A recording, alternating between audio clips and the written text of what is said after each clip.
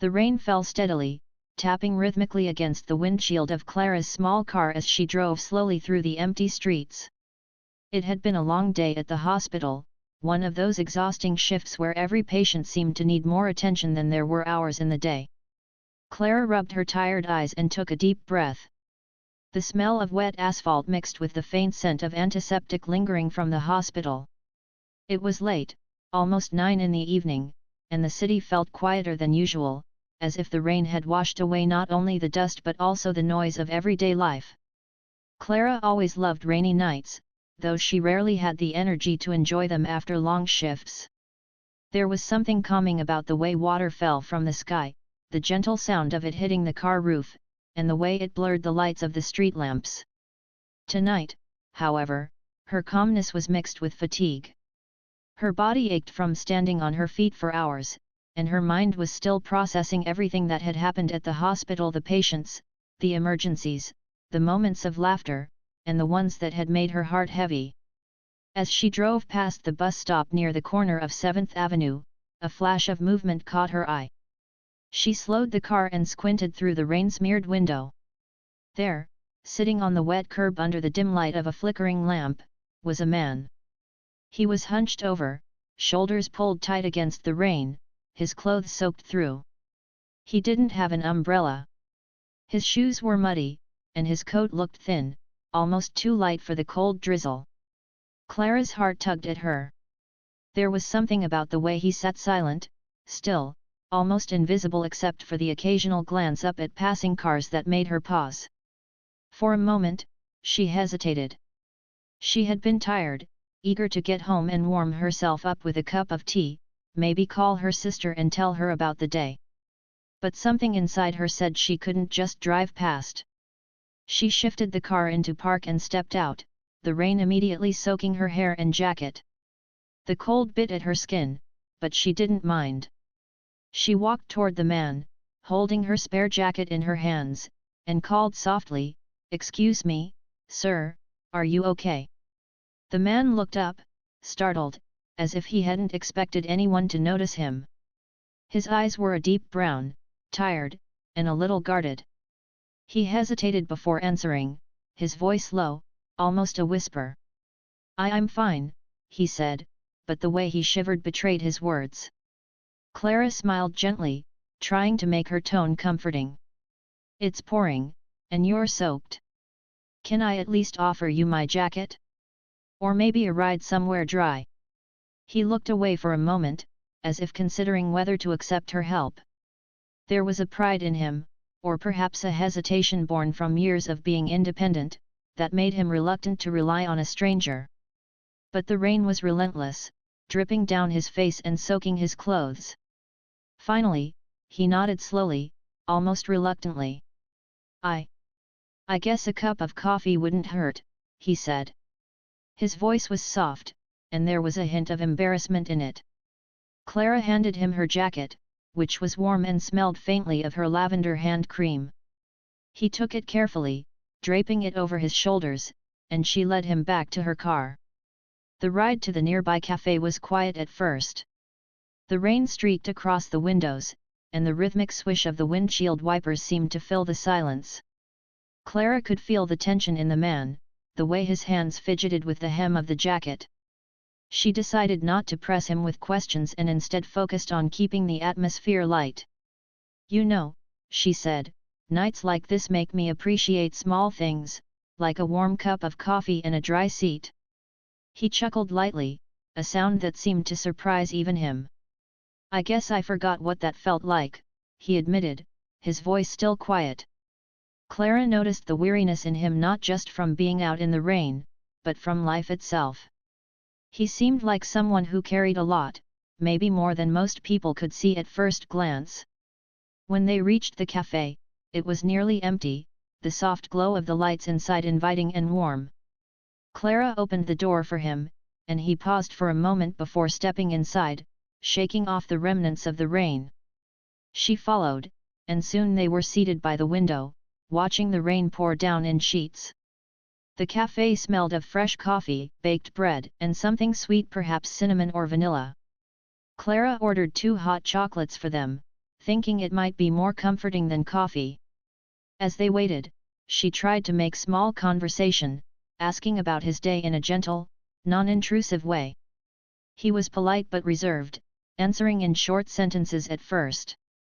"Lost my wallet," he said finally, "and then my bus pass didn't work. I was stuck there for hours." Clara nodded, understanding the frustration and embarrassment of being stranded. "I'm glad I found you then," she said softly, "you shouldn't have to sit in the rain alone." He gave her a small smile, almost shy, as if he weren't used to kindness from strangers. "Thank you," he said simply. It was a small gesture, but in that moment, Clara felt a warmth in her chest.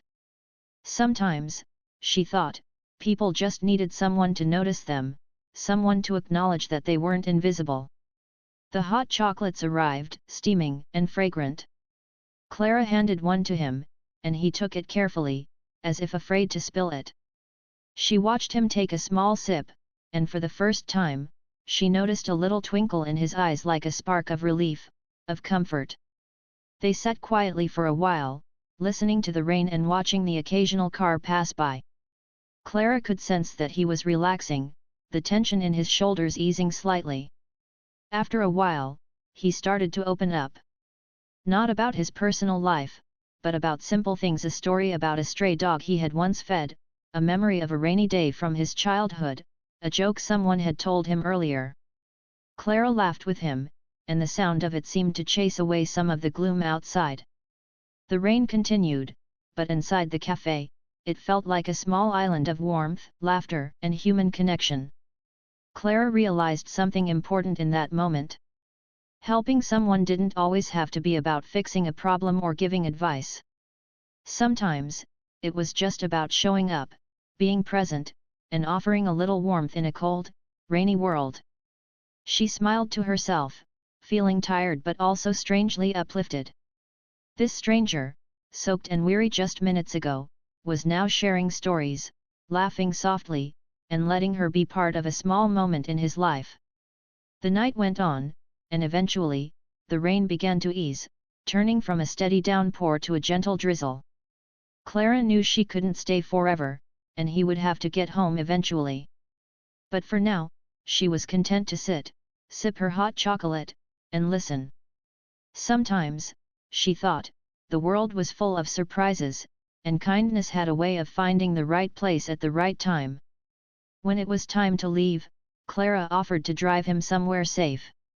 He accepted, and as they walked back into the now drizzled streets, she noticed the way his posture had changed, slightly straighter, lighter, as if the small act of kindness had lifted a weight he had been carrying. She felt a quiet satisfaction in knowing she had made a difference, even if it was just for a few hours, on a rainy night in an ordinary city. As they drove through the slick streets, Clara realized that moments like this were what made her job as a nurse meaningful. It wasn't always about the hospital, the patients, or the emergencies. Sometimes, it was about noticing the small, human moments in everyday life: the quiet struggles, the silent sorrows, and the little ways one person could touch another's life. When they reached his destination, he turned to her and said simply, "Thank you. You didn't have to, but you did." Clara smiled and nodded. "Everyone deserves a little help sometimes," she replied. And with that, he stepped out into the evening, leaving her with the lingering warmth of a shared moment, a reminder that even in the rain, kindness could shine brightly. The cafe felt like a safe corner of the world that night. Outside, the rain still fell softly, though it had eased from its earlier stormy downpour. Inside, the quiet hum of a coffee machine, the clink of cups, and the low background music created a calming atmosphere. The stranger sat across from Clara, shoulders still hunched slightly but no longer trembling from the cold. The jacket she had given him draped across his shoulders, and a little color had returned to his face. Clara studied him for a moment as he wrapped his hands around the warm cup, almost as if he were afraid to let go. His fingers were rough and calloused, like someone who had worked hard with his hands for many years. Yet, there was a certain care in the way he held the cup, steady and deliberate, as though he was used to being precise. She wondered about him, who he was, what his story might be. But she didn't want to ask too many questions. Sometimes people opened up when you gave them space. She smiled gently. Hot chocolate always helps on nights like this, she said, trying to ease him into conversation. It makes you feel like you're sitting by a fireplace, even when you're not. For the first time since they met, he chuckled, a small, soft sound that made his eyes crinkle at the corners. You're right, he replied. I almost forgot how comforting it can be. It feels like it warms more than just the hands, it warms the spirit too. Clara nodded, taking a sip of her own cup. Exactly, she said. Sometimes it's the small things that keep us going. There was silence for a while, but it wasn't uncomfortable. They simply sat there, two strangers sharing the same table, listening to the sound of the rain pattering lightly against the glass. Clara noticed the way he glanced out the window from time to time, as if deep in thought, or perhaps remembering something from long ago. His face carried lines, not just the marks of age, but the kind that life carves when someone has lived through challenges, losses, or heavy responsibilities. After some time, he spoke quietly. You must be tired. Long day. His voice was gentle, but curious. Clara smiled faintly. Yes, very long. I'm a nurse. Some days are harder than others. Today was one of those. The man looked at her, his expression softening. That explains it, he said. Explains what? She asked, amused. He gestured toward her with his cup. Why you stopped? Why you offered to help? Nurses, you people see others differently. Not everyone would have pulled over in the rain for someone like me. Clara shook her head modestly. I don't think it's about being a nurse. I just think, we're all human. Everyone needs help sometimes. If I were sitting there, I'd hope someone would stop for me too. He nodded slowly, his eyes thoughtful, as though her words had stirred something inside him. You're right, he said softly, almost to himself. For a while, they talked about simple things. Clara asked if he lived nearby, and he explained that he did, though he had been out on the other side of the city earlier that day. He mentioned losing his wallet, and how he had been trying to find a way home without any money. Clara could see the frustration in his face when he admitted it. It's a helpless feeling, he said, looking down at the table. Clara nodded. It happens to anyone. And being stuck in the rain just makes it worse. But you weren't alone tonight. She offered a kind smile, hoping to ease his embarrassment. That seemed to comfort him. He gave her a small smile in return, though it carried a hint of sadness. You know, he said, most people passed me by. Dozens of cars. No one even looked. For a moment, I thought maybe I really was invisible. Clara's heart tightened at those words. She leaned forward slightly, her voice gentle. You're not invisible. People get caught up in their own lives, and sometimes they don't notice. But that doesn't mean you don't matter. The man looked at her for a long moment, as if weighing her sincerity. Then he nodded, as though her words had reached him in a way he hadn't expected. The waitress returned to check on them, and Clara ordered a small sandwich for him, insisting he should eat something warm. At first, he resisted, shaking his head. But Clara insisted softly, please, at least eat something. It will help you feel better. Finally, he gave in with a quiet smile, saying, You don't give up easily, do you? Clara laughed lightly. Not when it comes to making sure someone is okay. It's kind of my job. When the sandwich came, he ate slowly, carefully, as though he didn't want to appear too hungry, but Clara could see how much he needed it. She pretended not to notice, letting him keep his dignity. They continued talking, and slowly, he began to open up more. He told her about growing up in a small town, where rainy days like this used to mean sitting on a porch with family, watching the storm together. He spoke fondly of his late wife, who had always insisted on keeping extra umbrellas in the house because she believed no one should ever be left in the rain.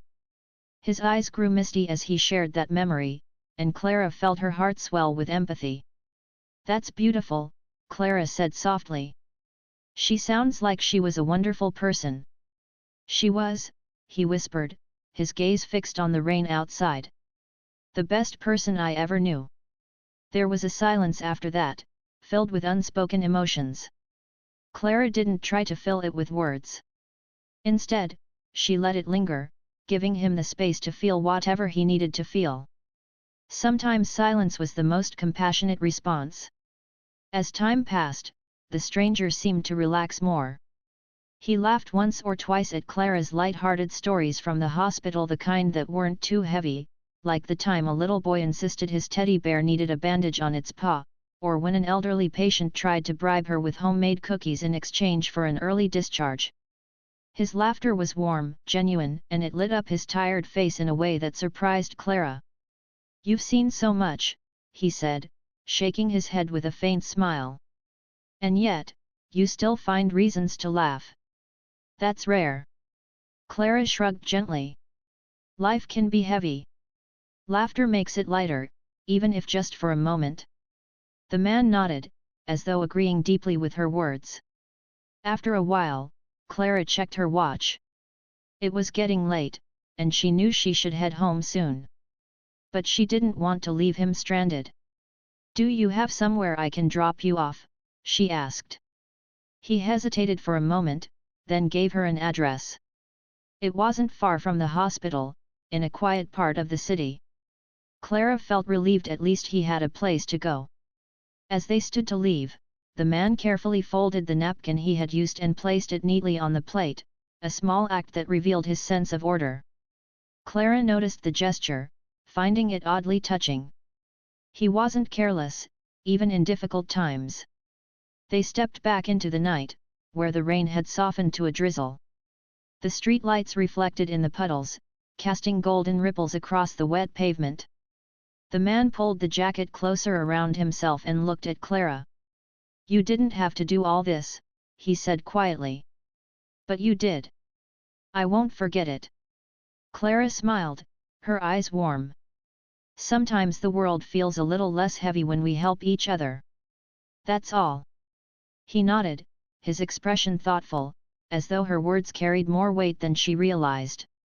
Back in the car, as she drove him toward the address he had given, the silence between them felt different now, no longer heavy or awkward, but comfortable. Clara felt a quiet satisfaction in her heart. She hadn't planned for any of this, but she was glad she had stopped. Sometimes life surprised you with moments that seemed small on the surface but carried deeper meaning. When they reached his destination, he paused before getting out. "Thank you," he said again, his voice steady but filled with emotion. "For noticing. For caring. Not many people do." Clara met his gaze. "Take care of yourself," she said gently. He nodded and stepped out into the drizzle, disappearing into the shadows of the quiet street. Clara watched him go, a sense of wonder in her heart. She had no idea who he really was, but she knew she had done the right thing. What she didn't realize was how much that rainy night would change both of their lives in ways she couldn't yet imagine. The night after Clara dropped the stranger at his address, she couldn't help but think about him. As she sat at her kitchen table with a steaming cup of tea, the rain still pattering against her window, his tired face kept appearing in her mind. There had been something unusual about him, something that made him stand out in a way she couldn't quite explain. He hadn't looked like an ordinary man left stranded in the rain. His eyes, his hands, even the way he carried himself, it all hinted at a past that was bigger than the story he had shared. Clara reminded herself not to overthink. She often met people in difficult situations, and many of them had more beneath the surface than they revealed. As a nurse, she had learned that sometimes people just needed kindness, not questions. Still, a small curiosity lingered in her heart. The following morning, Clara's alarm rang early, pulling her out of her thoughts and into another busy day at the hospital. The corridors buzzed with activity: nurses wheeling carts, doctors reviewing charts, patients being guided into rooms. Clara tied her hair back neatly, adjusted her uniform, and slipped into her familiar routine. But even as she moved from room to room, checking blood pressure, administering medications, and offering words of comfort, her mind wandered back to the stranger. It was during her lunch break, while she sat with a sandwich in the staff lounge, that she noticed something unusual. On the table, someone had left a folded newspaper. The front page featured a photo of a man who looked strikingly familiar. Clara leaned forward, her heart skipping a beat. The picture wasn't very clear. It was from an older event, a community gathering of some sort, but she was certain it was the man from the rain. She picked up the paper and read the caption. The name printed underneath was Mr. William Harrison. According to the article, he had once been an influential figure in the city, a philanthropist who donated generously to hospitals, schools, and shelters. He had even served on the hospital board years ago before retiring from public life after his wife's passing. Clara's mind raced. Could this be the same man? The photo showed him dressed in a suit, smiling warmly, surrounded by people. But the man she had met had been soaked, tired, and quietly sitting on a curb, almost invisible to the world. It seemed almost impossible to match the two images together. Later that afternoon, as she was checking on a patient in one of the recovery rooms, Clara thought again about the small details she had noticed. His hands strong, with calluses that showed hard work, but also with a care and steadiness that belonged to someone who had once held responsibilities. His questions at the cafe: why she chose to be a nurse, what it felt like to help others even when no one noticed. Those weren't the questions of someone careless or detached. They came from someone who understood responsibility, leadership, and loss. It made sense now, at least partly. If he really was Mr. Harrison, then perhaps the weight she had seen in his eyes was the weight of a life lived in both privilege and pain. She remembered how he spoke about his late wife, and how deeply the memory had affected him. People said he had withdrawn from public life after her passing, and maybe that explained why he had been wandering quietly, almost unnoticed. Still, Clara told herself not to jump to conclusions. She had helped him because he was a human being in need, not because of who he might be. That thought comforted her. Whether he was a philanthropist or just an ordinary man, kindness was still kindness. A few days later, something happened that made her suspicion grow stronger. Clara was assigned to assist in a special ward where the hospital often welcomed visitors and donors. She didn't pay much attention to it at first, it was part of the job. But that afternoon, as she walked down the bright, polished hallway, she heard a familiar voice. She froze for a moment, her heart racing. Turning her head, she saw him. The same man she had met in the rain, now dressed neatly in a grey suit, standing tall as he spoke to the hospital director. His hair was combed back, his shoes shined, and his expression calm but serious. He looked very different from the shivering stranger under the bus stop lamp, yet unmistakably the same person. Clara stopped in her tracks, her breath catching in surprise. She realized that what she had suspected was true. It was Mr. William Harrison. She watched from a distance as he shook hands with the director, his manner polite and warm. The staff around him treated him with deep respect, clearly aware of who he was. For a moment, Clara considered walking up to greet him, but she hesitated. Should she? What if he didn't remember her? Or what if he didn't want others to know that he had once been sitting in the rain, vulnerable and unnoticed? Instead, she quietly observed, her mind replaying their encounter at the cafe. His guarded answers, his soft laughter, his thoughtful silence. Everything seemed to fall into place now. She realized that the night they met, he hadn't just been stranded, he had been testing something, perhaps even himself. Later, when her shift ended, Clara walked slowly through the hospital lobby, lost in thought. She thought about how strange life could be, how one night you could meet someone as an anonymous stranger, and days later discover that person was someone important, someone people recognized. It made her reflect on her own values. She hadn't stopped to help him because of his status or reputation. She had stopped because she believed no one deserved to be left in the rain. That night, back in her apartment, Clara sat by her window again, this time without Rain to keep her company. She remembered his quiet smile at the cafe, his gratitude when she offered food, his soft words of thanks. She realized now that he had been more than just grateful, he had been moved, deeply, by the simple act of kindness. Clara didn't know what it all meant yet. She didn't know why their paths had crossed or what would happen next. But she felt in her heart that the story wasn't over. The memory of his eyes, filled with both sorrow and strength, stayed with her, reminding her that every person carried a story unseen by the world. And sometimes, when you least expected it, those stories revealed themselves in surprising ways. The following week, Clara continued with her usual schedule at the hospital. But she found herself more observant now, noticing the small things about people: the quiet sigh of a patient when their pain eased, the nervous tapping of a visitor's foot in the waiting room, the relief on a family's face when they received good news. She realized that every person, whether rich or poor, famous or unknown, carried hidden struggles. And every so often, when she passed through the hospital corridors, she wondered if she might see him again, not as the stranger in the rain, but as Mr. Harrison, the man the city respected. She wondered if he would ever speak of that night, or if it would remain their quiet secret, a moment shared only between them. But most of all, Clara felt grateful. Grateful that she had followed her instinct that rainy night, grateful that she had chosen kindness when it would have been easier to keep driving. She didn't need recognition or thanks, what mattered was knowing she had made a difference, however small, in someone's life. Little did she know, that small difference had already started to ripple far beyond what she could imagine. The next morning began like any other for Clara.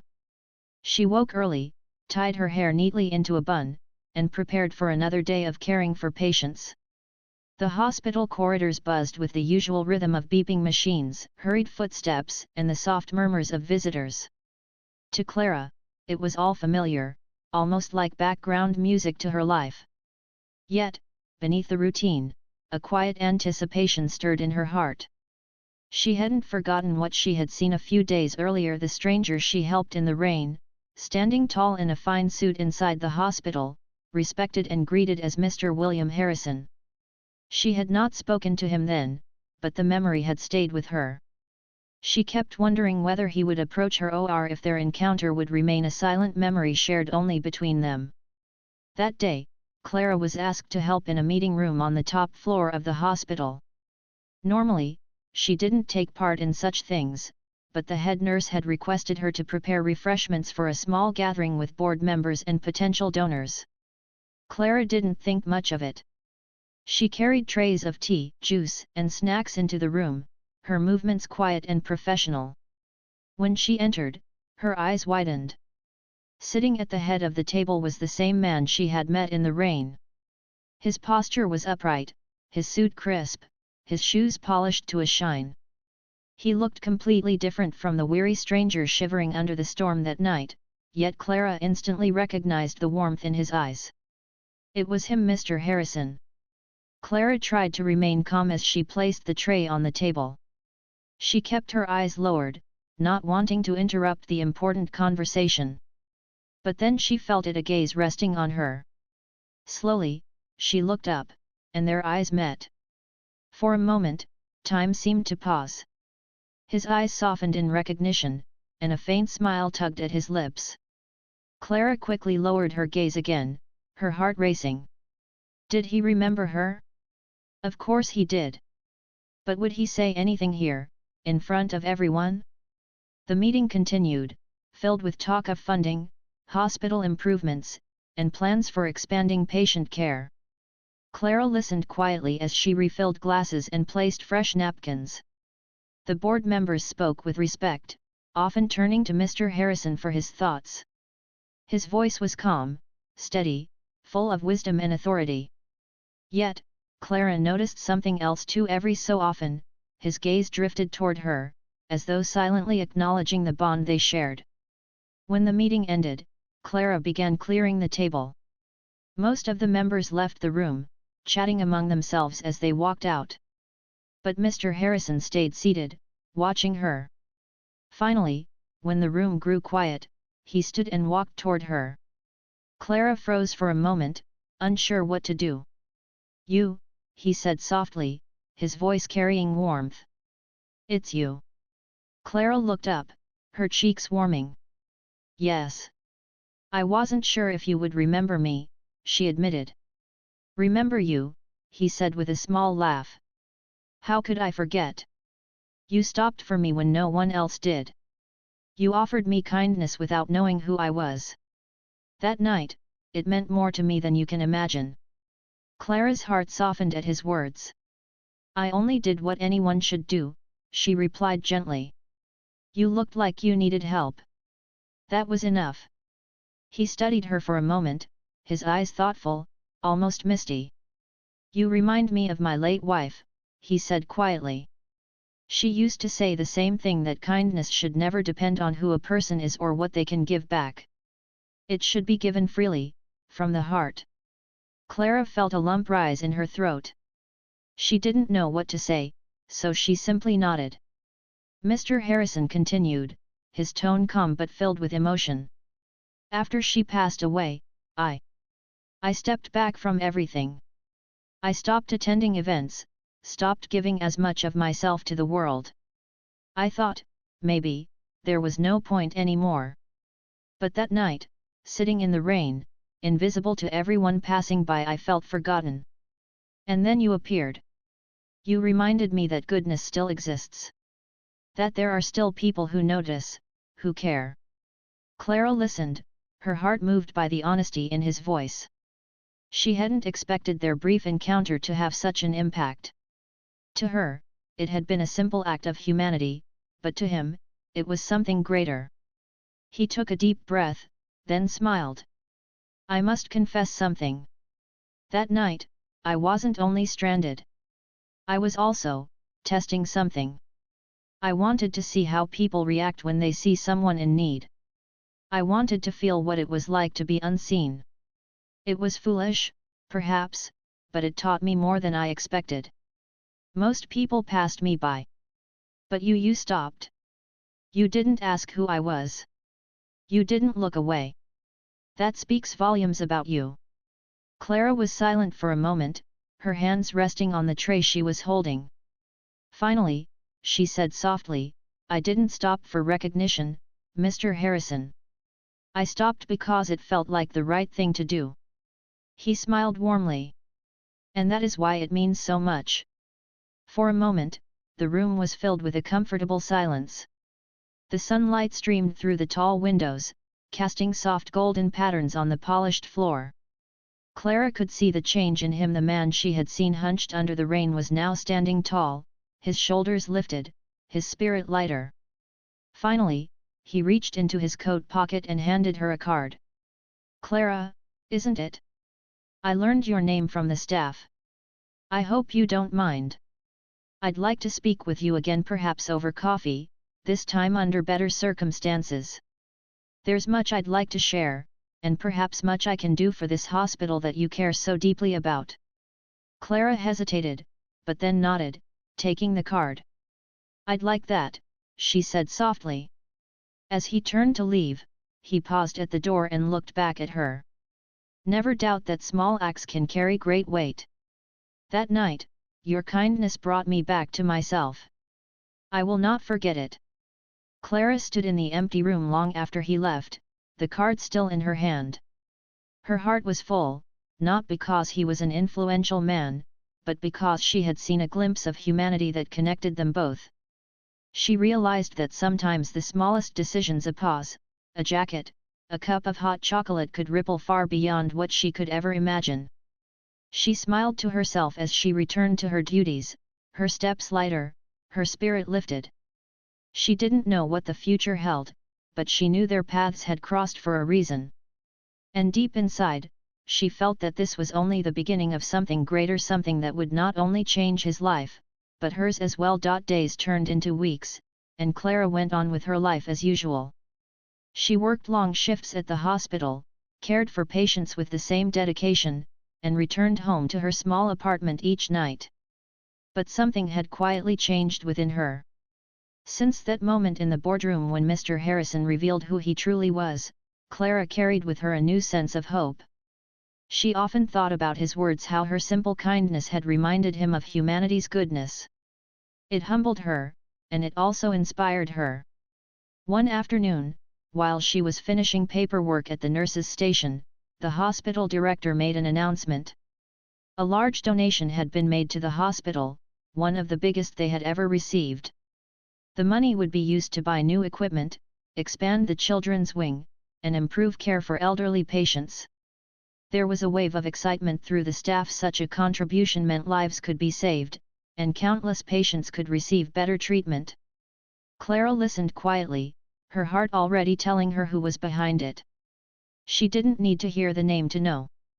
And when the director confirmed it, Mr. William Harrison, she felt a warmth spread through her. That evening, after her shift ended, Clara received a call. The voice on the other end was familiar and kind. "Clara, this is William. I hope I'm not disturbing you. Would you join me for dinner tomorrow evening? There's something I'd like to discuss." Clara hesitated for only a moment before saying yes. She felt a flutter of nerves, but also curiosity. The next evening, she met him at a quiet restaurant tucked away on a cobblestone street. It wasn't the kind of grand, busy place she had imagined a man of his status might choose. Instead, it was warm and cozy, with soft lights, gentle music, and the smell of home-cooked food in the air. When she walked in, William stood to greet her. He looked different again, not just polished, but lighter, as though a burden had been lifted from his shoulders. "I'm glad you came," he said warmly, pulling out a chair for her. Clara smiled. "Thank you for inviting me." As they sat together, their conversation flowed easily. William spoke about his late wife again, his eyes soft with memory. He shared how much she had inspired him to dedicate his life to helping others, and how her absence had left him adrift. "For a while, I stopped believing I could make a difference," he admitted quietly. "But that night in the rain, you reminded me of her. You reminded me of why kindness matters." Clara listened with respect, her heart touched by his honesty. She shared her own thoughts about nursing, the long hours, the emotional weight, but also the small joys that made it worthwhile. She spoke about the patients who had taught her patience, the children who had made her laugh, and the families who had trusted her with their loved ones. William smiled as he listened. "You have something rare, Clara," he said.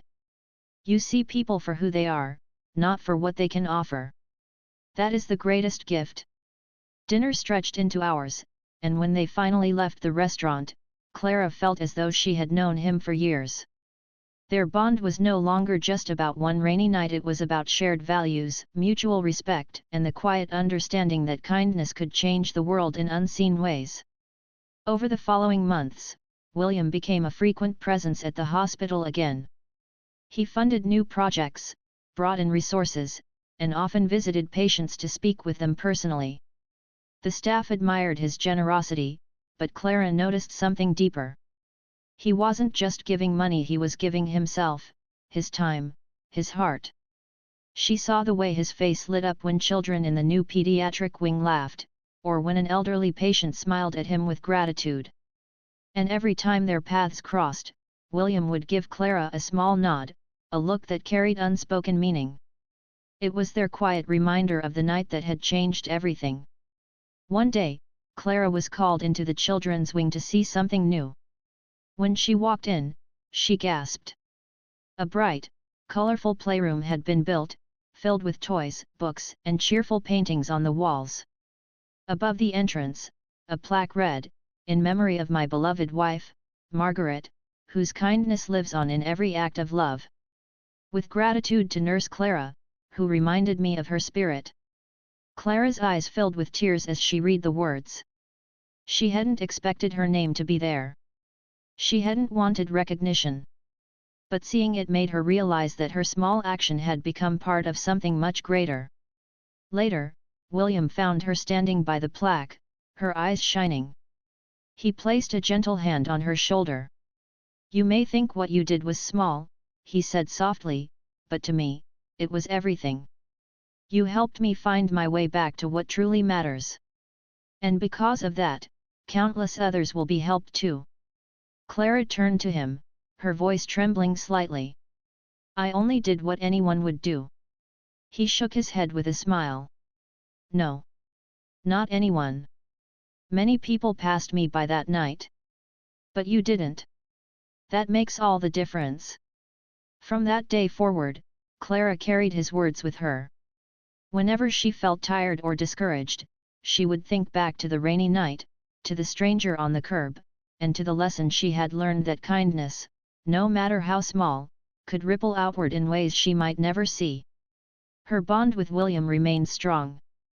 They met often, sometimes at the hospital, sometimes for coffee, sometimes just for a quiet walk through the park. Their conversations were always filled with meaning, sometimes light-hearted, sometimes serious, but always sincere. William found comfort in her presence, and Clara found inspiration in his resilience. Over time, Clara realized that her life had been touched in ways she hadn't expected. She hadn't just helped a stranger in the rain, she had gained a mentor, a friend, and a reminder of why she had chosen her path in the first place. And as for William, he had found a renewed purpose. His generosity continued to transform lives, but more importantly, his heart had reopened. The sorrow of losing his wife never disappeared, but it was softened by the knowledge that her spirit of kindness lived on not only through him, but through the people like Clara who carried it forward. Years later, Clara would sometimes walk past the children's playroom and smile at the sound of laughter spilling out. She would glance at the plaque, touch it gently, and whisper a quiet promise to herself to always notice, to always care, to always believe that even the smallest acts of kindness could change the course of someone's life. And whenever it rained, she would pause by the window, remembering that stormy night when she had stopped her car and stepped into the rain. She hadn't known then who the man on the curb was, but she had known one thing, that he needed help. That moment had changed his life, and hers too. Kindness, she realized, was never wasted. It was a seed planted in the heart, and though she couldn't always see where it grew, she knew it would bloom somewhere, for someone, in some way. And that was enough.